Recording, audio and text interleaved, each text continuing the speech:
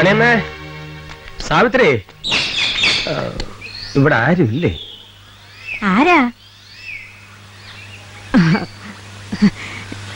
രാവണ്യ മുതലാളിയുടെ കാര്യം പറയാൻ വന്നതായിരിക്കും. എന്റെ പൊന്നു മാഷേ, ഈ നശിച്ചോട് കാരണം തോട്ടുംകര മുടിയും. നിങ്ങൾ എന്തായി പറയുന്നേ? മാഷ് എന്തിനാ വന്നേ?